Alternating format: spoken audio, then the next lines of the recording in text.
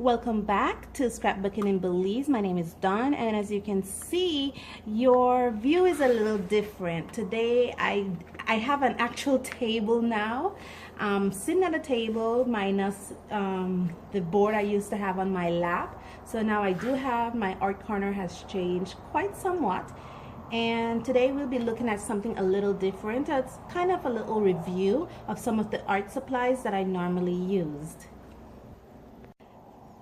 I have been getting into art, illustration mainly for a while now, for about 2 to 3 months.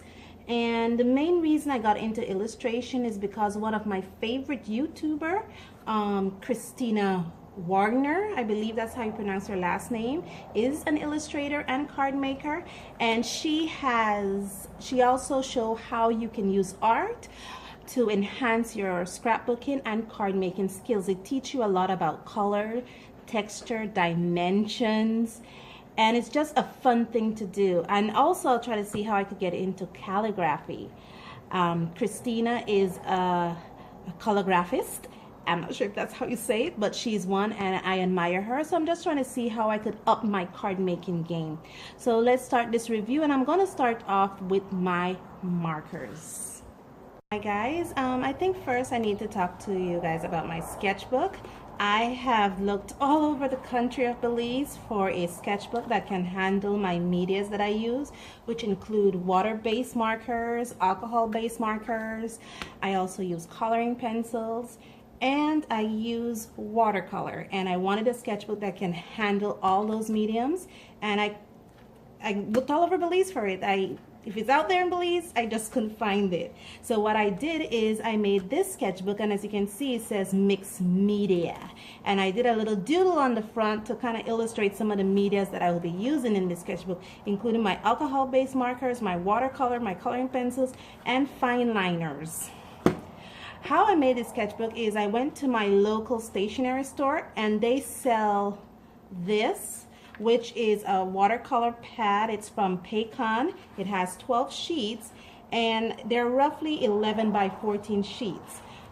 These paper are here's one of the papers. They're a 90-pound weight paper, and so what I did is I cut these paper down into 4, and then I went back to my local stationery store, and I asked them to bind it for me, which they did. I just keep this here to hold the bind in place so that the cover doesn't fly off.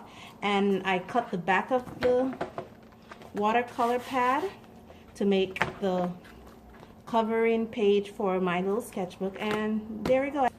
And some of the water-based markers that I use includes the Sargent, and this is a washable brush tip marker. It does have a brush tip, as you can see.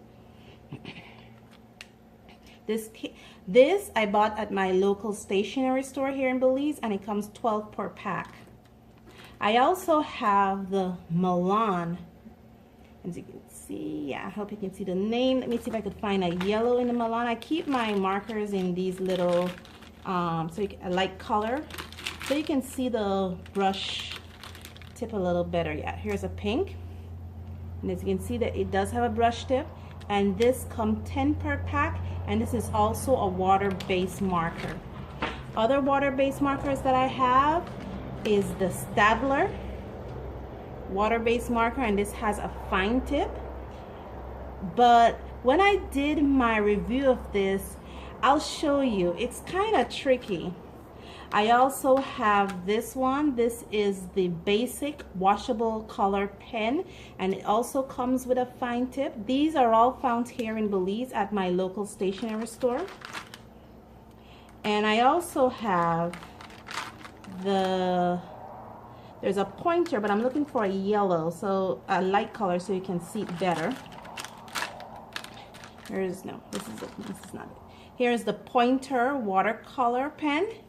And as you can see, it also has a fine point. Other colors that are in this is the Pelican Marcana Twist. Now these are markers that I've had for a while, and they're just basic markers. They come 6 per pack. And I bought this on Amazon. It is the Koi coloring brush pen. It's a water base blender. And yeah, it has the tips kind of blue because I've used it before. So basically these are my water-based markers. Now let's get into the swatching. So how I did this is that I swatched all my color on one side of this sheet and I did some review on the other. And the first one here is the Staedtler markers, and I just put the name of it, the Staedtler 325. I bought 12 markers. These markers here you can buy loose at my local supply store. So if, let's say, I've used up this green and I want to get another green, I just go back to the local supply store and get this green. I don't have to buy an entire pack like some of the other cheaper markers. So they do sell this loose here in Belize. And basically this is how they swatched out, and I bought all the colors they had, which was 12. The other one here, oops, I dropped a marker, is the Sargent Art washable brush tip markers, and these comes in pack of 12, and these are the 12 colors that came in the pack right here. Their markers don't have color names, and because it didn't have color names, I didn't think it was proper of me to put a color name to it. The other color that we have here is the pointer watercolor brush pen. And these are how these pointers swatched out. I bought a 12 pack and this is how it looks. The other one is the Bazic washable color pen. It's called itself fiber tip. It comes 18 per pack. I bought an 18 pack, and these are the colors here. And the last one that I have here is the Milan Brush 661, and this comes in a pack of 10. And lastly, these are how the colors all swatched out. The marker that I've had for a while, my Pelican markers, I only had a 6-pack, and I just swatched it out here.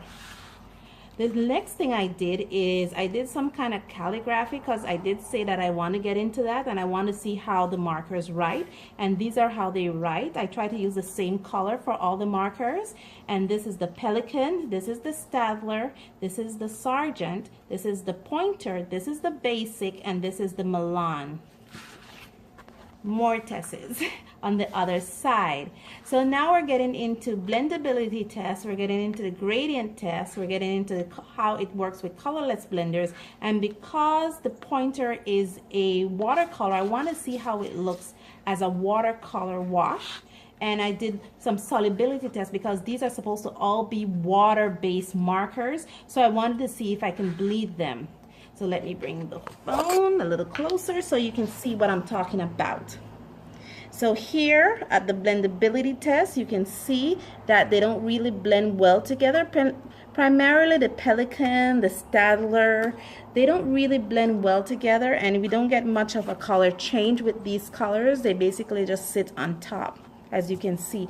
And the Staedtler kind of eat the paper a little bit when I try to blend it together.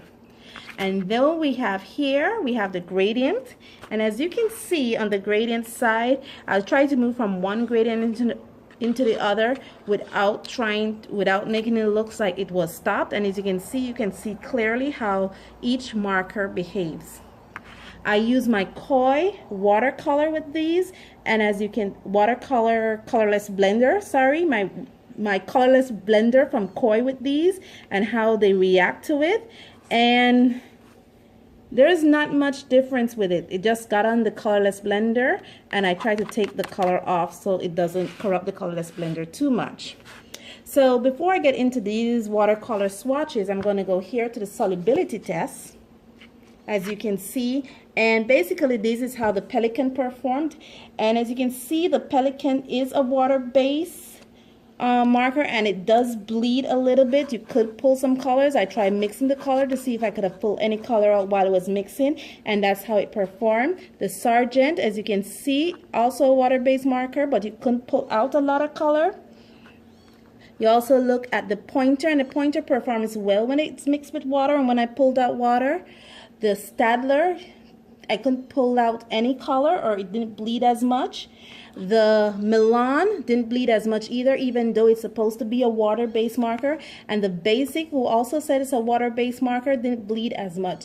So the best marker that I have right now that I could use with my watercolor brush pens is the Pointer watercolor paper. So thank you guys for joining me, and next time I'll review another one of my art mediums. And thank you so much. See you on the next episode of Scrapbooking in Belize.